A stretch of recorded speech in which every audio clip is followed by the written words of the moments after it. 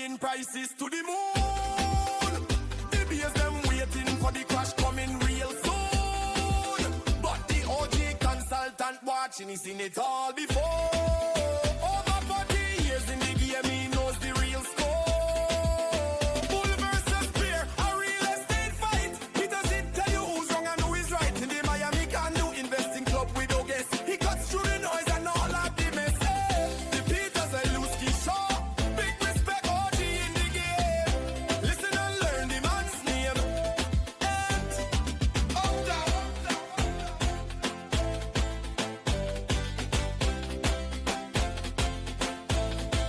Peter Zalewski Show.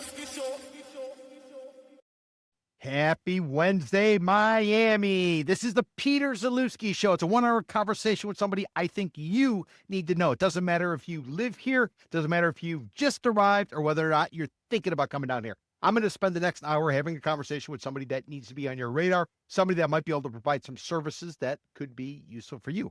What are we talking about today? Who are we talking to today? We're going to be talking to Anne-Christine Carrie. She is an urban planner. She's got all kinds of designations, and what does she basically do? She does everything from planning, zoning, entitlements, red tags. Maybe some of you were doing some work you never should have did, and you got caught, and now you're trying to figure out, how the hell do I get out of it? Anne-Christine Carrie is going to be able to give us some input related to that. Maybe some of you are, you're thinking about selling your house, you're thinking about selling your property, but you're not necessarily sure if you're going to get the price you want. There might be an option. One way to get more money is potentially upzone the property, so the person who buys it from you, they don't care about your house. They can put up something bigger, and therefore they're going to pay you a bigger price. That's something to consider. That's something we're going to discuss today. So let me go ahead and bring on Anne-Christine Carrie from Miami 21 Zoning and Entitlement. Check out her website, miami21zoning.com. What's going on, Anne-Christine? Hi, Peter. Thank you for having me. It's a pleasure. Thank you for carving out time. This is going to be a fun conversation. A lot of people are going to be very curious, I suspect, to hear about planning, zoning, entitlements, all of that. And they're all going to want to know, Anne-Christine, why the hell does it take so long to get a permit approved? And why is it such a hassle? And why is it so expensive? So hopefully we can address all of those issues today. Perfect. I look forward to it. Let's go. All right. Fantastic. Anne-Christine, a little bit of background about yourself. How did you get in urban planning? Why did you get in urban planning? Where did you go to school for it? How do people sort of understand what an urban planner is versus a zoning or an inspector? Can you kind of make it real simple? We'll start big picture, and then we'll kind of drill down as we go forward during our 1 hour conversation. So as far as the very, very brief background as to why I do what I do, I'm from a third world country. Where you would have buildings that were built literally touching each other and you had to turn to the side just to get through them. So I always understood that there was an importance to planning, zoning, and having, construction rules to make sure everything is organized, everything is safe, that cars are not likely to drive onto the sidewalk and kill the pedestrians. So that was always the ambition, is to try to give back to the community from based on an urban form perspective, as well as for the economic impact of it all. So long story short, I went to Florida Atlantic University. I got my master's in urban and regional planning.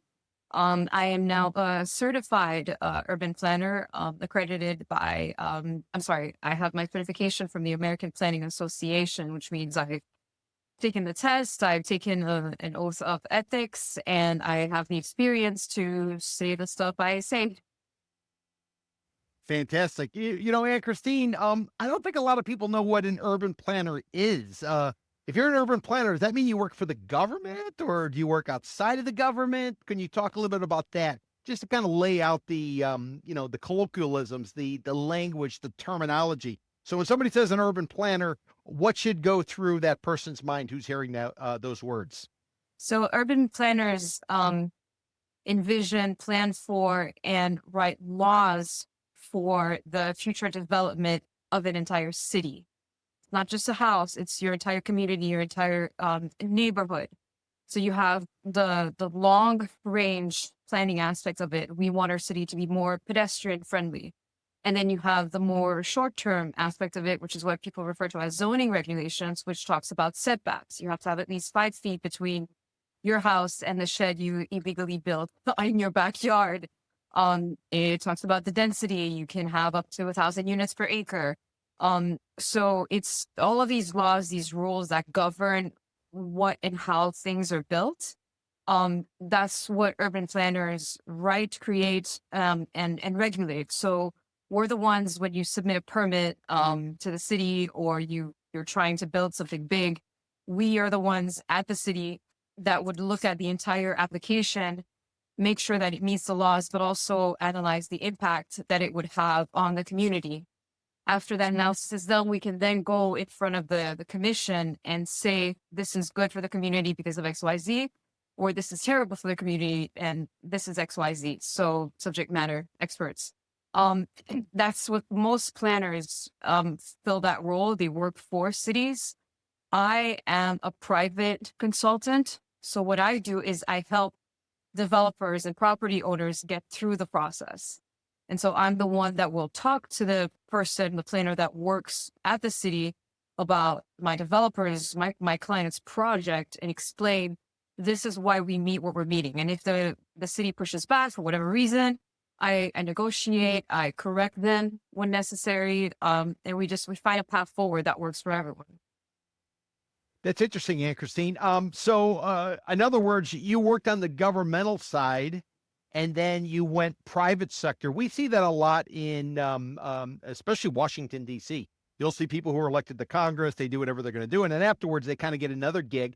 Why? Because they understand the way the game is played. And therefore, anybody hiring them is able to go in there and have a better understanding about really kind of how to navigate it. Anne-Christine, I don't hear about a lot of urban planners. I mostly hear about attorneys. Everybody's always talking about attorneys, but they're so goddamn expensive. You hire an attorney, you're dropping $500, $700, $1,000 an hour to kind of get something done. Are you the cheaper alternative in terms of price, not necessarily know-how, but just in terms of pound for pound in order to get something done? Or does somebody need to go to an attorney? What kind of separates the two of you? Can you lay it out in layman's terms for the audience?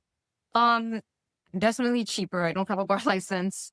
But one of the most important things to remember when you're dealing with an urban planner compared to an attorney, and I actually confirmed this with an attorney friend of mine. An urban planner, a certified urban planner, the prerogative is the health, safety, and welfare of the community, no matter what. And so, unlike an attorney, if what a developer wants to do would lead to the destruction of a community, and as a planner, that's what the facts are showing, you actually have to walk out of the project. You can't vouch for something that's bad for the community.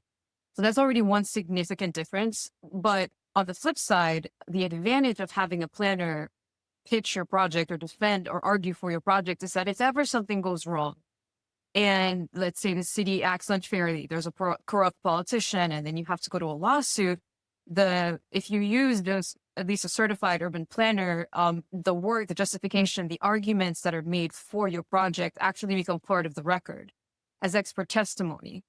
And so large law firms, when they're dealing with these massive projects, they actually have urban planners do the narrative and write the justification, because at the end of the day, the analysis is coming from someone that knows what they're talking about. And I've had land use attorneys, sometimes they won't even answer certain questions because they will tell you, this is outside of my scope. This is not my field of expertise. And so, but again, attorneys are very, very crucial at the end of the day, because there are nuances between, for example, with the state, that the statutes allow versus the local laws. And there's a bunch of other laws that go outside of zoning that matters when you're dealing with the development. And the attorneys, I find, are good.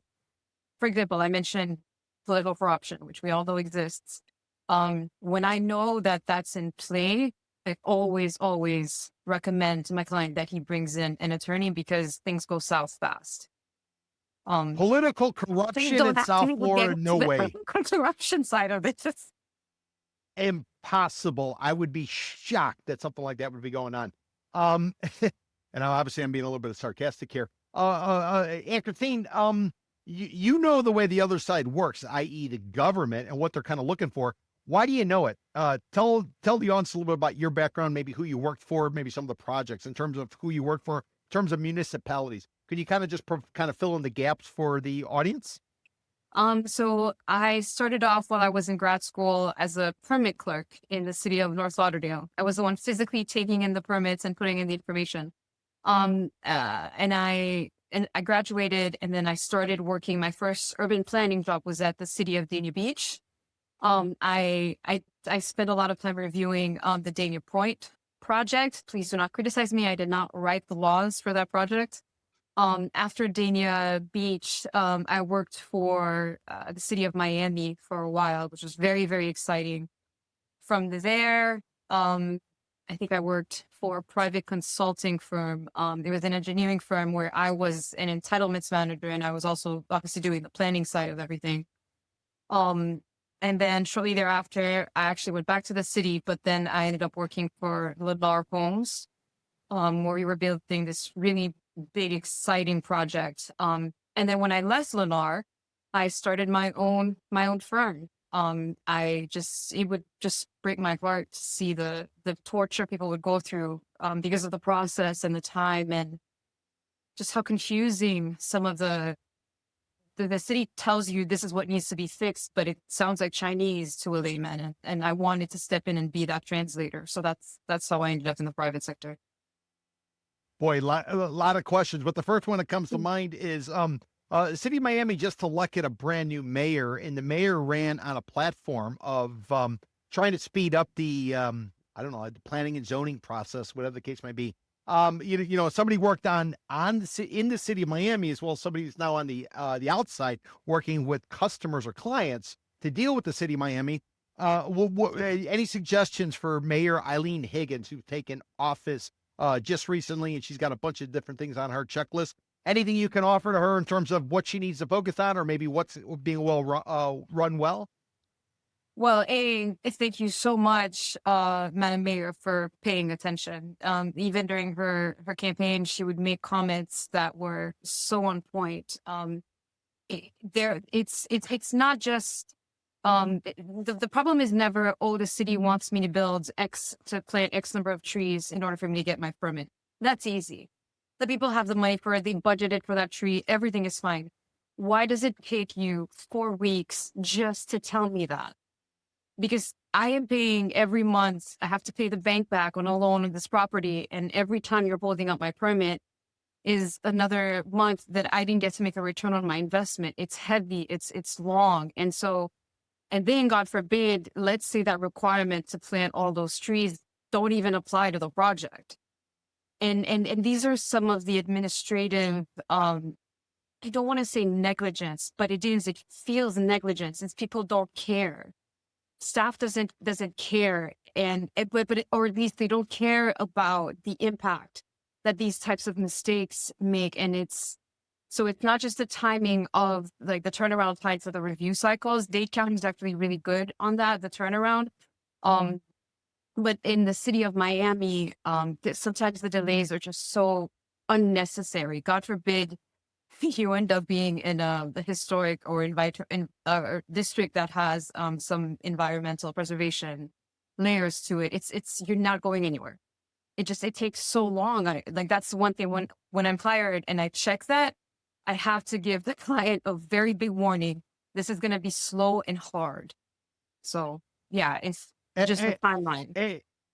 Anne-Christine, do you have any rules of thumb in terms of how long it typically takes? Let's say you're putting an addition on your house, or you want to do some sort of renovation. Is there any kind of rule of thumb once you file that application, or once they come to somebody like you, you guys move forward? What should they plan on? Like, for instance, in real estate, I always say any kind of work you're doing, it's going to take 3 times as long and cost twice as much. Is there any kind of basic benchmark or rule of thumb you might be able to provide to the audience? Maybe just like for a renovation inside the house, or maybe an addition or something like that. Is it always 6 months? It's always a year? Any kind of insight you could share? Assuming your team is competent, organized, and on point. A condo renovation, I've done it in a month, a month and a half. If it's this is city of Miami though. If it's an expansion to an existing single family home, it depends on the conditions, but gives me 1 to 3 months. Because there's more layers more things that they look at. If it's what other type of project, if it's something that's historically preserved, I had a project that was historically preserved. I was done with all of my disciplines. I think within 1 or 2 months, we had all of the comments cleared. It took 12 to get through historic preservation. Yep. Now, quick question. Anybody driving around South Florida sees a bunch of cranes in the sky. How much of the delay or the process, the timing, how much of it has to do with the fact that there's simply a lot going on, and how much of it has to do with the fact that maybe it's a slow moving entity, kind of like the justice system, which takes a while to get going? Can you give us some insight? Is it because there's too many applications and too much stuff going on, or is it more so because it's a tedious process that simply takes the amount of time that it takes? So I was at the city of Miami when they implemented the digital permitting system, when they stopped accepting physical copies. And the software itself, and hopefully it's changed because it's been a good, I don't know, 6-8 years now, I think. The technical side of it isn't good. It's not great. So that does take up time. It adds days to your review cycle, because it's no longer just, okay, Mr. Public Works Reviewer, here are my plans with my corrections. No, you have to go through the permit clerk. The permit clerk has to make sure that things are signed, things are this, things are that. And then if they're not, they send it back to you. But they take a good 2 or 3 days just to get that back to you. So then you have to fix it. And then there's all of this back and forth. So in other words,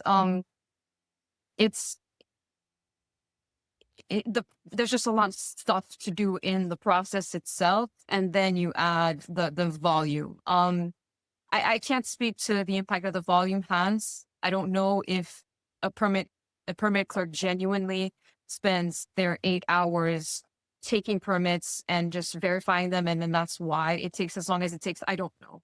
I was never part of that team, so I don't know how long it takes just to check an application for completeness. Got it.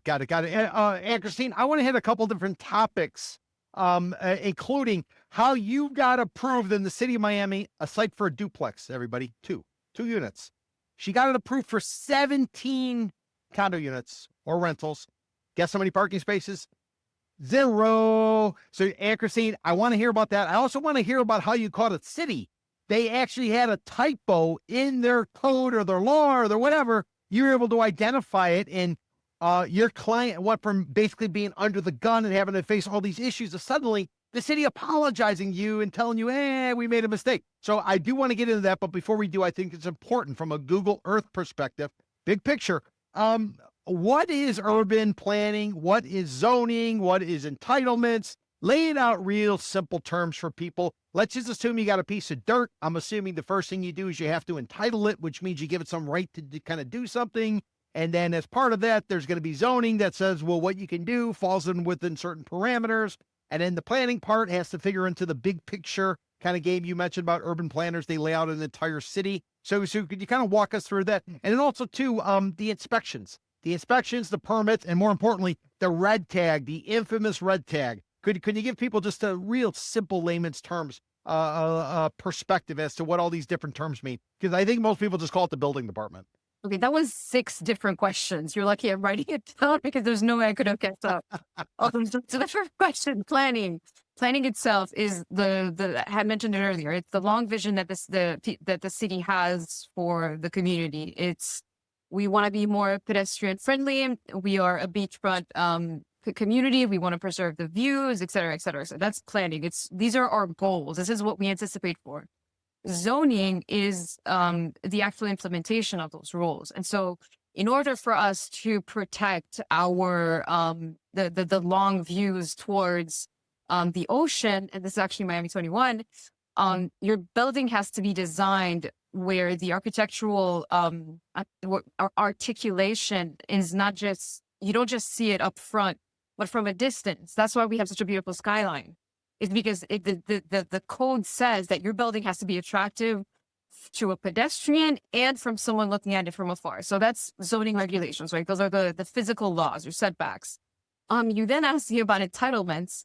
So an entitlement is when right now you purchase a property and there's just a house on it.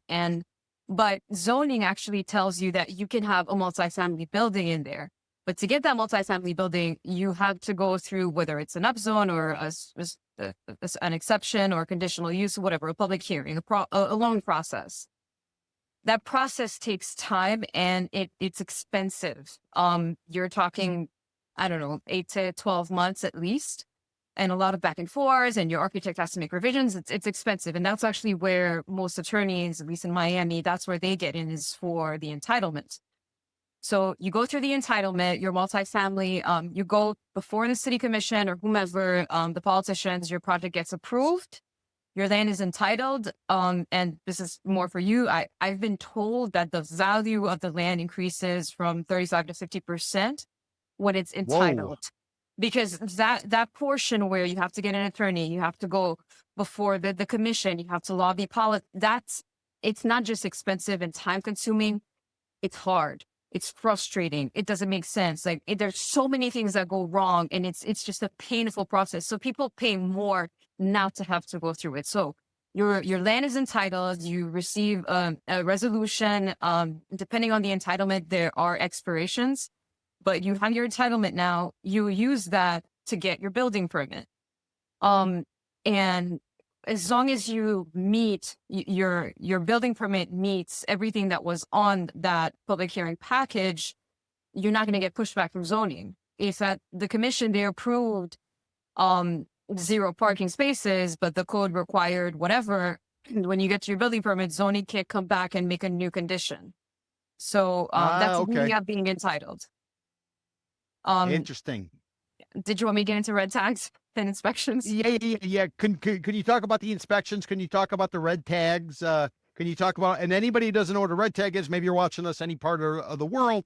Basically, when somebody gets caught doing some work that they're not supposed to be doing, they used to take a red form. They would put it on the door and saying, stop work, do not do anything, face of criminal in civil penalties. At least that's the way it used to be. So a lot of people refer to it as the red tag. Those people who are doing work without permits, they're always running from the red tag and in fear of the red tag. So yes, Anne-Christine, can you talk about, inspectors and then the red tag? Okay, so the premise of the permit, the inspections, the red tags, it's the reason why they want you to get a permit is because they need to make sure that what you're building is safe, but also that it's not going to affect the value of your neighbor's properties. And that means it won't be ugly, it won't be noisy, it won't be smelly or whatever. But also, obviously, for example, a roof, you want to make sure that if a hurricane comes, it's not going to pick it up and drop it on someone's side and kill someone. And those are the reasons why there are inspections, there are permits, etc. So when someone does work, construction without the permit, no one has any way of knowing, is this done correctly? Or is the hurricane going to come and kill someone with it? So that's the premise behind it. So when people find out that you're doing it, automatically you're going to get a violation. They usually start with a notice, which doesn't really have any fees. And then they just give you a chance to pull a permit after the fact.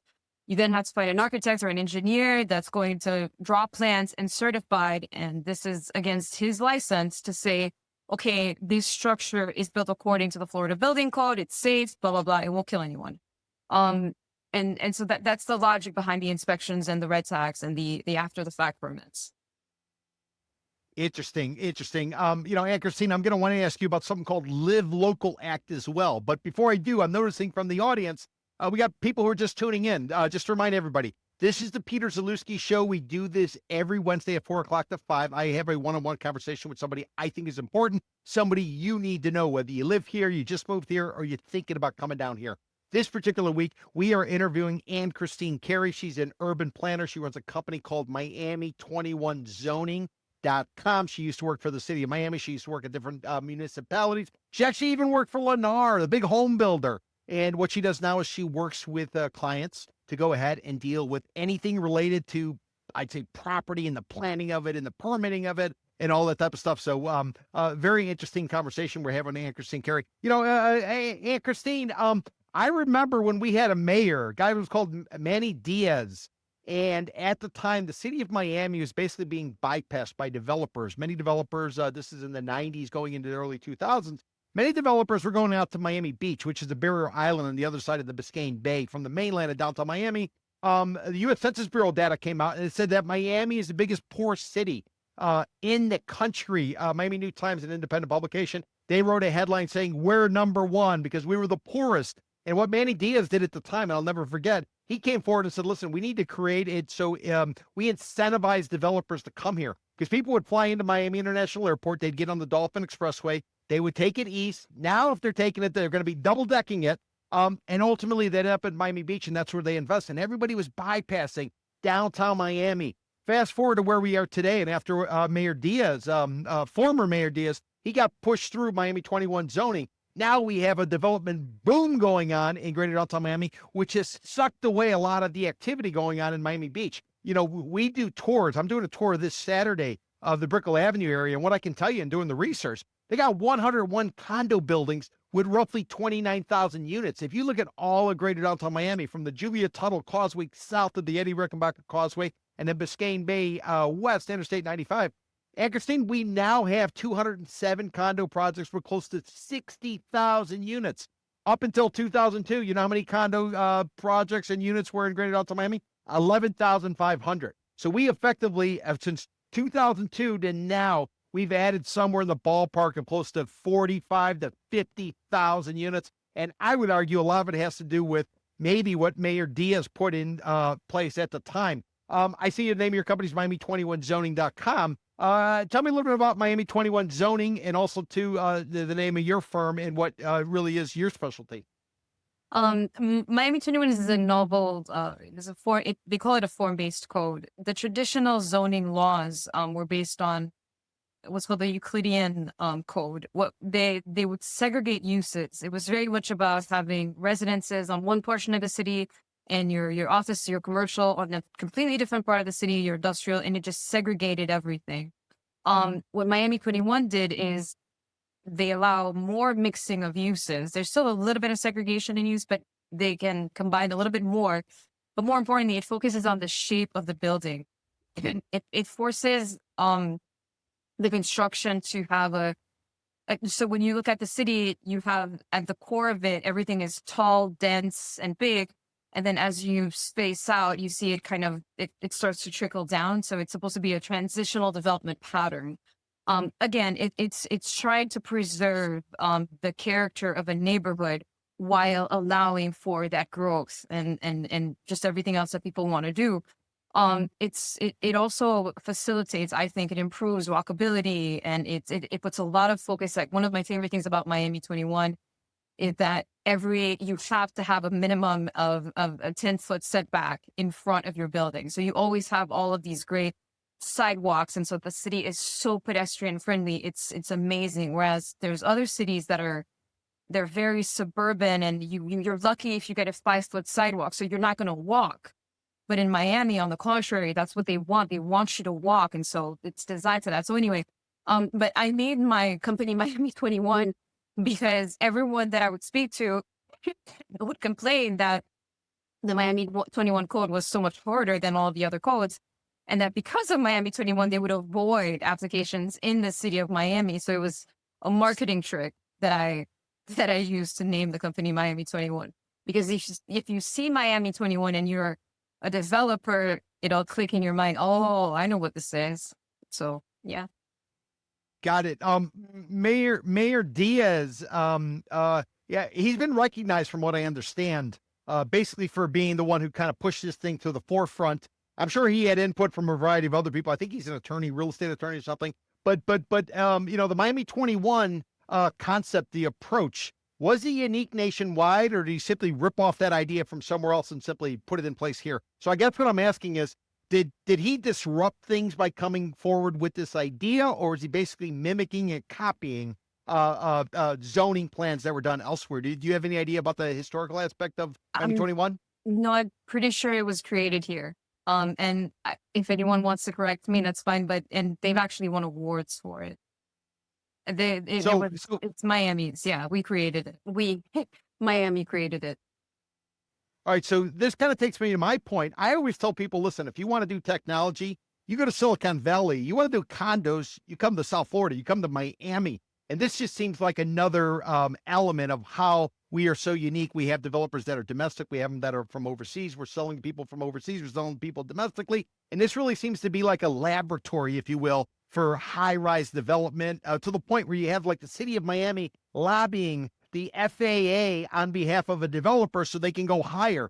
The developer wants it because they can charge more for a higher floor. The city wants it because they got more tax revenue coming in. Because remember, when you pay your 2% property tax, a third goes to the city, a third goes to the county, a third goes to the school board. And the FAA is like, whoa, whoa, whoa, we got to land these planes that are coming off the Atlantic and they're heading west. And all of a sudden you're high if you got an 80-story tower, and then you got to descend to try to land into Miami International Airport. So I always find it interesting that Miami, the city of Miami, is very pro-development. Am I reading that right? Is the city of Miami pro-development compared to maybe other parts of South Florida or even the country?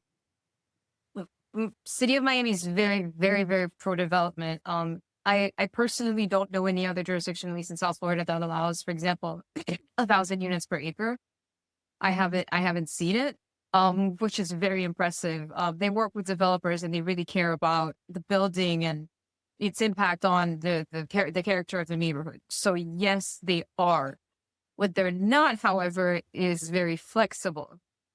Most other places will allow you to do, for example, what's called a variance. Let's say for whatever reason, you don't want to put a 10-foot setback. In most places, they allow you to ask for a variance so that you provide 8 feet. Miami, no. They do have some administrative relief options, but they're pretty minimal. And so if you want to build in Miami and there's something in that code that you cannot meet, forget the idea of a variance. Fix your design. Don't, because a lot of other places, people will go in with their own ideas and they'll expect the code or staff to fix their situation to accommodate them. But in Miami, they're not going to do that. In Dade and many other cities, they'll work with you. You mitigate, you do landscaping, whatever. They'll work with you to accommodate it. But they're pro-development. They're just not very flexible. Now, the city of Coral Gables, which is a suburb of Miami, it's a town that was set up way back in the day. This is 2026. We're actually celebrating the 100-year anniversary of the peak of the great 1920s Florida land boom. There's a guy called George Merrick out that way. He came up with this idea called City Beautiful. I guess it was a concept that came from the developer or designer of Central Park. That person did other things. George Merrick, Old Man Merrick from Coral Gables, the founder, he knew the kid of the guy who did Central Park. He loved it. He came down here. He kind of set it up. He had it rock and rolling. Anne-Christine, what I will tell you is everybody tells me living in Coral Gables, if you want to paint the inside of your house, you need to get a permit for that. At what point does planning, zoning, entitlement, and all the other stuff, what point does it become excessive? If I want to paint my bathroom, which nobody's going to see, why the hell should I have to get a permit for that? I'm not going to comment on the painting requirements of an interior of Coral Gables. I haven't dealt with that. Like I've never seen someone request that. So I'm not going to comment on that particular law. But generally, if what you're doing is, it can't have an impact on your neighbors. So we're talking about, let's say you're trying to build a pool. You can't have the pool go all the way up to the property line because now, if anything, when rain falls, it has nowhere to go outside of the pool. So you need at least a strip of land, let's say 5 feet of pervious area for the water to go. If what you're doing will have a negative impact on your neighbor, then it's bad. Then there's a problem. That's what they care about. They don't really care about the aesthetics of your buildings. No, can it affect your neighbor? Because a lot of people come to me, it's my property. I have property rights. Yes, you do, but so does your neighbor. So does everyone else in this area. And so these laws are created based on precedents of, somebody did something that they weren't supposed to do and it had a very detrimental impact. They sued, and then now you have a law that prevents that from happening again. Most of these laws are based on bad stories, bad examples. And so it's not just that I care so much about what you do with your private land. No, it affects other people. So that's the rationale with which to approach these types of rules. Interesting. It's sort of, it kind of makes me think. I mean, I got a bunch of different things I would love to discuss here. It kind of makes me think like city like Coral Gables and other cities, they want to have control. They're trying to, they have a general plan, something that they're trying to accomplish and everything is put in place. I refer back to Coral Gables, and I'm not an expert in this type of stuff, but I always hear this. Like, for instance, at Coral Gables, if you adopt that Spanish Mediterranean style design, they'll allow you to build higher. Like if you're putting up a tower or something like that, versus if you want to go whichever way you will, you don't get the same incentive type of situation. That's what brings up to my mind, there's something called Live Local. Live Local is pushed by Tallahassee, by the state of Florida, by Governor Ron DeSantis. And the idea is they want to be able to create development and encourage, let's call it workforce housing, basically cheaper product that people can actually afford, not all this luxury stuff for the people who are parachuting in.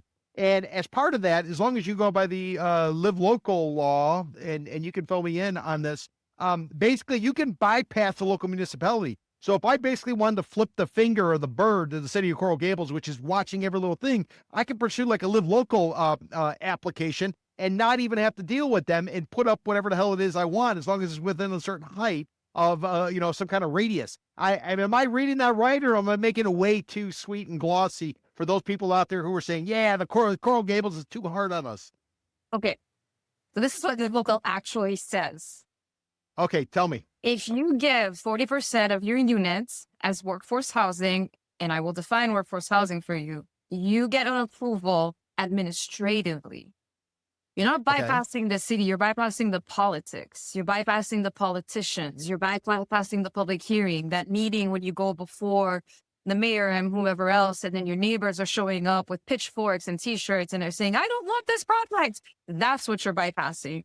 The reason I personally adore Live Local is that it actually gives the power back to staff, to the actual planners that know what they're doing. It actually breaks my heart because I have yet to meet anyone in my field, in my industry, that agrees with this. But the planners are the ones that now have the control, because the laws are the laws, the analysis, the concurrency requirements, everything. It's already written down, and you can't get past staff. You can't get to commission if you don't meet, you usually can't, if you don't meet these requirements.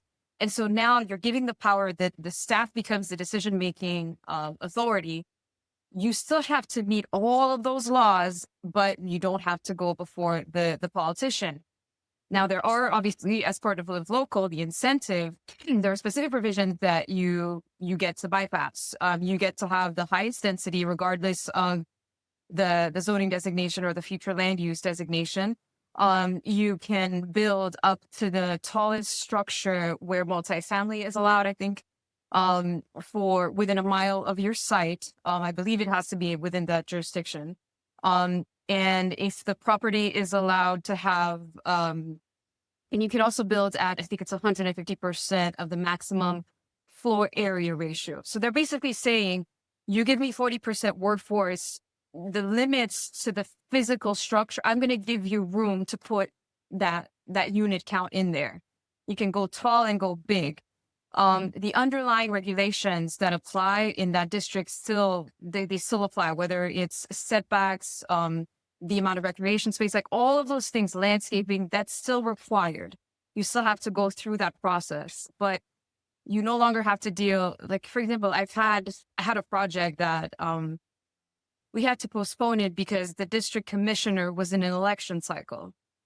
That's 5 months that you lose. Well, because the neighbors are not happy, and so you have to deal with that. So even though staff did the analysis, everything is perfect, it's great for the community, the impacts are not, it's done.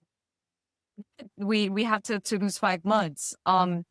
So it bypasses the politics, but it brings it back to staff. And as far as public input, you can still have community outreach. The city still has the right to notice the neighbors, to tell them, hey, this project is coming in. That can still happen. It's just, you're no longer dealing with the public hearing, which takes a very, very long time. So anyway, I like that. No, it makes sense. So from a layman's perspective, so once you file your application, you're working with the staff to try to get something that's going to meet within whatever, let's say the city of Miami, whatever Miami 21 allows. And then at that point, you would what? You'd have to go before the city commission. You'd have to get heard twice. They would have to vote off on it and pass it. Where this way, what would happen? The staff would simply sign off on it. Is there any kind of person who effectively approves it, or is it the planning and zoning director who signs off? Who ultimately makes that call? The zoning director usually makes the call. Okay, now we're living in a very changing, dynamic time, and I'm not talking about politics, but I'm simply raising the question that there's a lot of allegations about people being incentivized to do things.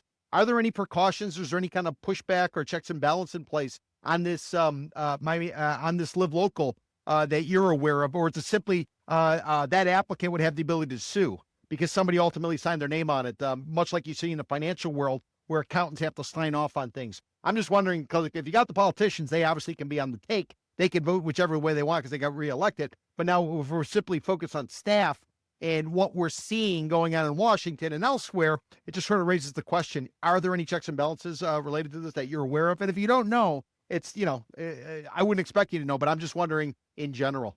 I mean, the same way as if you still had to go through a public hearing, there are still laws.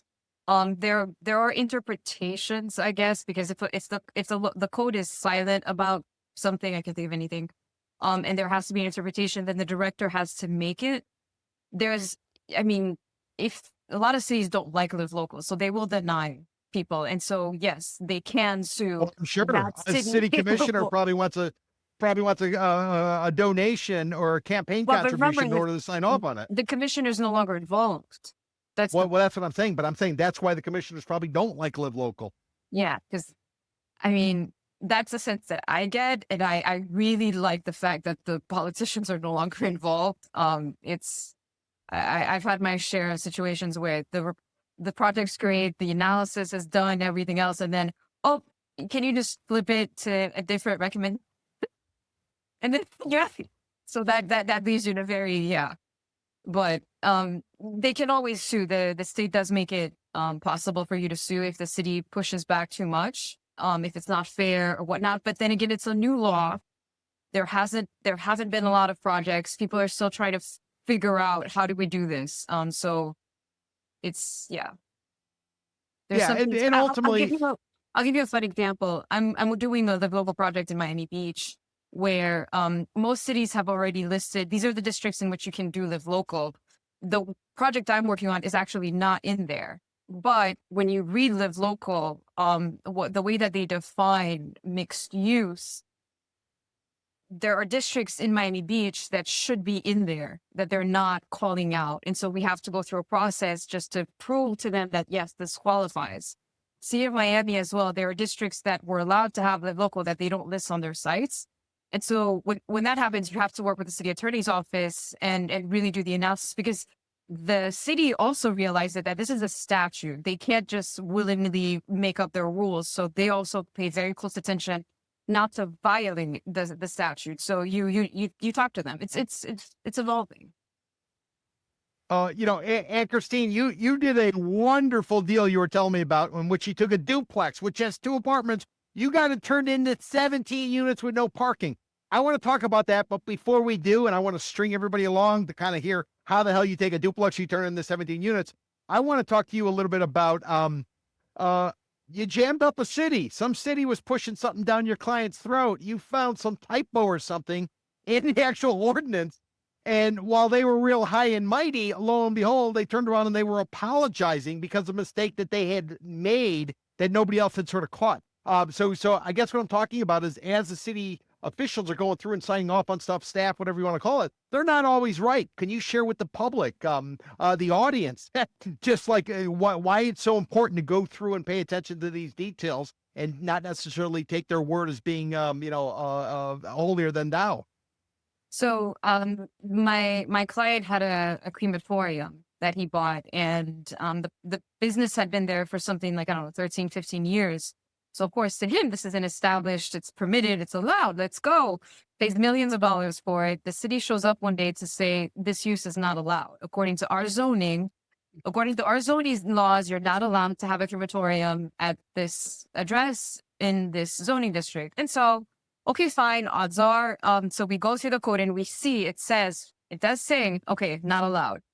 And so, given how long it's been there, we assume that at some point the code changed, that this was built legally and the code changed, and therefore this person is grandfathered in. And so our job was to prove that this person was grandfathered in. And so I'm going through all of the ordinances, all of the laws that were adopted from the inception of that business to today. And ITSI, the one where suddenly it became not permitted. And what I'm looking at is not just what's published on the Muni Code, the actual laws, but what the commission actually signed. These documents that get passed around and where there's a physical signature on it. So I'm looking at every single one of them, and I cannot find where it goes from permitted to not permitted. And so because when I served for the city, I was part of a team that would work on these changes, these code changes. And so I know that it's actually a Word document that gets sent to a company called Muni Code, and that gets embedded into the website. So long story short, someone had moved the P for permitted from one column to another. And so all of a sudden, they used became unpermitted because of this typo. And so I called, at least that was the only rationale I could think of for why was this ordinance missing. And so I called the city and I'm like, I'm looking at every single one of these ordinances and I'm not finding where this thing went from permitted to not permitted. So what you have on your website is either incorrect or there's an ordinance missing. Can you please send it to me so I can do my job? And so they looked into it. And then that's when I got the phone call from the director telling me like, how did you even find this? So, yes, but the point is that this happens a lot. These, they just don't read the code or they misinterpret the code or the person's new and they have no idea that they can't impose these types of requirements. And yeah, it happens. And, quick question on that. So your client who actually was paying you to go ahead and find this, are they able to get compensated from the city or is that just like a, it is what it is? I don't know. Maybe they'd have to sue. I don't know. Got it. Okay. Interesting. Which leads us up to the one I want to talk about. You took a duplex, which is 2 apartments. You got to turn in the 17 units with no parking. And just to lay it out for people, generally speaking, when you're building a parking space, depending on how tall the building is, like a high rise, you're looking like 40 grand a parking space. If you could eliminate parking on units, typically, what is it? 1.5 parking spaces per unit. Anne-Christine, walk us through how the hell you did it. And can everybody do it? Or did you figure out something like exclusive? And I realize you got trade secrets, just like Colonel Sanders has his 7 ingredients. Maybe you got your little ingredient, but is it common? Is it popular? And why the hell aren't other people taking duplexes and turning them into 17 unit complexes with 0 parking, which to me sounds like all cash in a landlord or a developer's pocket? I'll start with why isn't everyone doing it? One of the common misconceptions is what you see right now on the ground is what's allowed. No, especially if it's an area that's older, the city's already upzoned that area and they're just waiting for someone to come and build more. When an area is very economically depressed and they could use more activity, those are the places where the city will provide a lot of incentives, reduce parking, increase density, et cetera, to encourage people to develop those areas. And so that's the first part. You want to make sure it's not about what's there now. It's about what can be there now, which is why you have to look at the zoning maps. Look at the city zoning map. Okay, so, and in the case of this property, it was zoned for a higher density, a taller structure. And so that's how we were able to get the unit count. The 0 parking, the Miami actually used to allow, if the building was less than 10,000 square feet, you could do 0 parking I'm pretty sure it was administrative. You didn't need a public hearing to do it. A few years ago, however, the commission went back and said, no, you have to come before us if you want that 0 parking. Okay, fine. And so when we filed, we had to go before the city commission and we had to make a case. Why is it okay not to have any parking on this 17 unit building? Everybody else does. So the case was that we were very, very close to public transit. There were, I think, 3 train stops within a walking distance of the site. But the parking argument was specific to the fact that this area already had so much traffic that even on weekends, this is the hospital district, there's a lot of traffic and there's a lot of parking already available there. And the more parking you're providing, the more people are going to drive, the more traffic you're going to create. By eliminating parking, especially in this particular area, you're actually alleviating, you're helping the traffic conditions. So by not providing parking spaces, someone who has a car is not going to live there, or they'll just get rid of their car. We did have one neighbor complain, oh, they're going to park in front of my house. They're going to get, well, you call a tow truck. No, but that person didn't really push very, very hard. And the data shows that you don't, if they force you to provide parking, then now you have to build a garage. And so what were naturally affordable units because of the area, the quality of the construction, et cetera, would now have to be even more expensive because they had to pay to construct the parking. And so that was part of the argument, is that by now providing parking, you're keeping it affordable by allowing someone, for example, let's say you're handicapped and you don't drive, you don't need a car. Why are you paying extra rent when you don't need the parking? And so we had to argue for it, and we won. So great. I'm just running the numbers in my head. And if anybody's out there as an investor, think about this. If you got a duplex and let's say you're making $3,000 a unit, so you got $6,000 coming in a month. If you were to take that site, you go through Anne-Christine, she goes ahead, she gets approved for 17 units with no parking. Let's say those 17 units are throwing off $2,000 a month. Talk about $34,000 for the same site. Now, granted, you got to build it, but I'm just saying that's like the potential. And then what about the ability to convert it into condominiums? Remember, the only difference between a rental and a condo is somebody filed a paperwork with the state. It's called a declaration of condominium. Next thing you know, state calls the property appraiser, says, hey, this is now a condo. Let's give some separate folios. That's all there is. So, I mean, think about the prospects, the possibilities. Anne-Christine, have you, is it challenging if somebody else wanted to try to take this model, this scenario, and do it?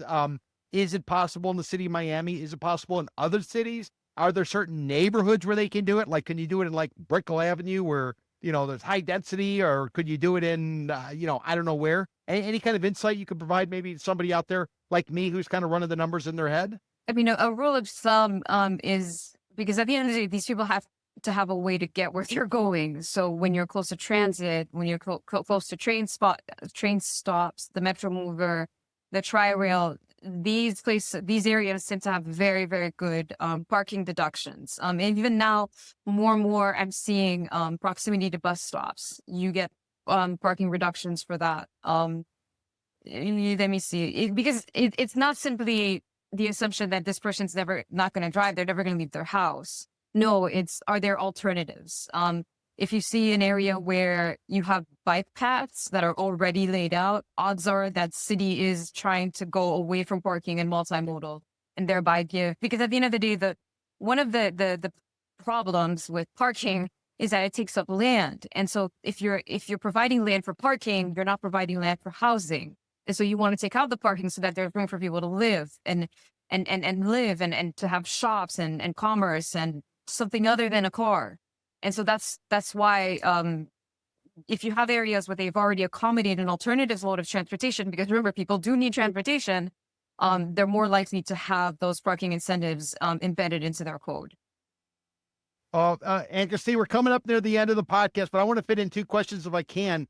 First question is, we're going through a dramatic change right now as a result of a tragedy that occurred in June of 2021 where the Surfside condo tower collapsed. Nearly 100 people died. $1 billion settlement was paid out to the families of the victims. As a result, the legislature has made some changes, I would argue, on behalf of insurance companies to be able to understand exactly what they're insuring in these buildings. So now you have to do structural integrity reserve studies every 10 years. It's called a SIRS, or you got to do a milestone inspection at the 30-year mark. And what we're finding is many of these buildings are in great need of work simply because work had been deferred for the longest time because maybe somebody on the board, they were a roofer up in New Jersey. They went to the roof and they said, it's fine. Don't worry about it. And now the insurance company is saying, not so quick. So I guess, Anne-Christine, my question to you is, if there's a condo association board members out there listening to all this stuff, how tedious, how time consuming, do they need permits to do the work that's necessary? Can you give us a big picture scenario, because so many condos are going through this need for restoration? So can you kind of address our condo cliff scenario going on right now, where these old buildings need to either get cleaned up and shored up, or they need to get torn down? So what can you share with the audience? You do need a permit. You very much need a permit to do all of this work, and it is going to take time or whatever. You have to go through that permitting process. You will not be able to get out of it if you need it. But if I could piggyback, because it breaks my heart every time I hear you talk about this. One thing people have to remember, if the land is, if your building is in such bad shape that your dues for the insurance or the restoration it's just ridiculous. If you can hold on, instead of everybody selling off and then crashing the price of the entire building, try to get it entitled. Because the person who's going to buy the unit that doesn't want to pay that big fee, odds are they're going to redevelop the site. But they're going to pay for what they can put on the site. And so even though right now there's only 100 units on the property, the developer is going to pay for the 500 units that he knows he's going to be able to build on it. And so when you're doing your math, some people I know will go and they'll fix up the lobby, or they'll make improvements in the hope of getting a better price for the units, for the home that they're about to lose. But the thing is, the developer doesn't care, because he's going to tear it down to build so much more than what's already there. So what I recommend is to do some due diligence, and this is something I would be more than happy to do for you, and to figure out what the land can actually hold. What is the potential for this building if something new were to be built on there? And then look at it that way. And then this way, it's not such a painful loss to someone, because the building just can't be restored. It's not worth it. I mean, think about the value of the deal we were discussing.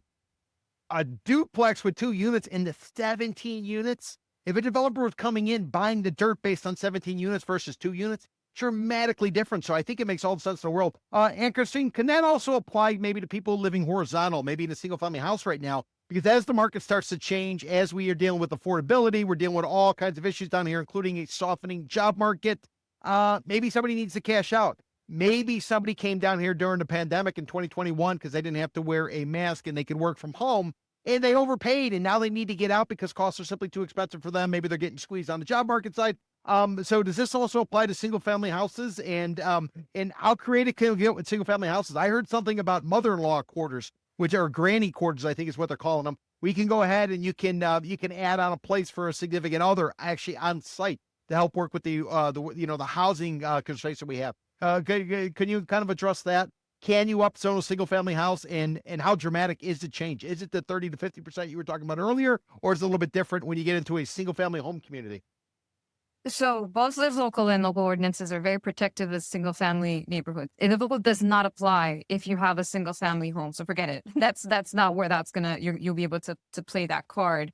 What you could do or consider, more and more you're seeing regulations, and there's actually something right now, I think in Tallahassee, for ADUs, to try to make them easier to permit, because in some places there's not a lot at all. And ADU so more and more, is the granny flats, the grandfather quarters. Sorry about that. The laws are changing to make them easier to get approved. So the ordinances should start allowing them in more places than they used to, because the movement is going towards affordable housing, and ADUs is one form of affordable housing, but most places don't allow for them. So they're trying to relax the regulations so that more single family homes can have them. Now, I guess my final comment and maybe question, depending on how you want to take it, is I think a lot of people would like to get involved and understand what they can do with their property, but they can't figure out the damn system. The system's complicated as hell. Like, where do I go? What do I look? What does this zone mean? Does zoning code mean? All that type of stuff. Can you give people any kind of like pointers? I know you have some stuff up on your website, but can you give them an idea when they go ahead and they look at their property appraiser records, and maybe they see the zoning? What exactly does this stuff mean? Put it in layman's terms for everybody. And then also, too, if you could talk a little bit about your website, where you're laying out all of these direct access points to permits and other stuff, because I find that extremely valuable. Okay. So the zoning maps, for example, and even in the property appraiser, they, at least in Dade, they reference the actual zoning designations. When you have something like the letter R, that usually implies residential. You'll have whether it's R and then a number after that, that tells you the density. So can you do 2 units per acre, et cetera, et cetera. MF usually stands for multifamily. RM is also multifamily. So when you're with the R's, then you're generally residential.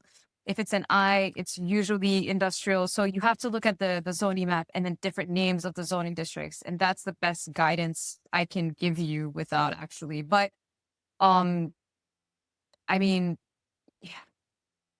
yeah, just the zoning maps and the different names that they actually have for their zoning designations for the zoning districts. So whether it's residential, multifamily, residential, and then some digit, which just talks about the density that they allow.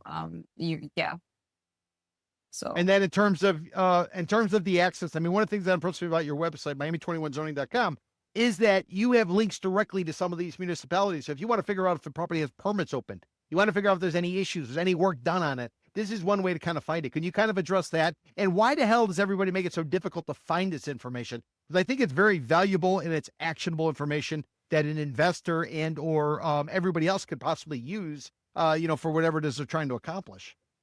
So cities are not it's not a capitalist world, so they're not in the business to make life easy for the most part. So what I did on my website is I've accumulated the links to the zoning maps to many of the cities in Palm Beach, Broward, Dade, and Monroe. And so what you do is you simply have to click on there, you click on that city's map, you put in your address, and it gives you the zoning designation. On my website, you can also find permit portals. So if you are interested in a property, go to my website, go to that city, and you'll find a link to be able to look up that property's permits. It's the data is not great. The cities do not have great permit histories that are publicly available. You usually have to file a public records request to get a full story, but at least it gives you an idea. Or let's say that you have a contractor that you hired somebody to run a permit and you're wondering if they actually pulled the permit, you can look it up depending on the city that it's in. Just your address. No way. I had a client that got a violation and he shows me the contract where the fence person, they paid for a permit and the contractor never pulled the permit, even though they paid for it. So yeah, I mean, if you have questions, then the data's right there. It's like they used to say in the journalism world when I was in it, if your mother says she loves you, check it out. And contractors, you definitely better check those people out because you never know what the hell they're up to. That is Anne-Christine Carrie. She is the owner of Miami21zoning.com. She's got a company called Miami 21 Zoning and Entitlements. She's an urban planner. She's worked at the city. Now she's on the private sector side. If you are currently looking at a situation where you're looking to upzone, you're on planning, zoning, entitlement, permits, the notorious red tag, be sure to reach out to Anne-Christine Carrie of Miami21zoning.com. I'm Peter Zalewski. I'm a condo consultant, expert witness, also founder of Miami Condo Investment Club member. Every weekday at 4 o'clock, you heard me, 4 o'clock weekdays, I do a live podcast talking about some topic that's of interest. And on Wednesdays, I do a one-on-one conversation with somebody as interesting and as insightful as today with Anne-Christine Carrie of Miami 21 Zoning. Thank you for tuning in. We will catch up with you real soon. Take care. Ciao, ciao. You don't know. Time for the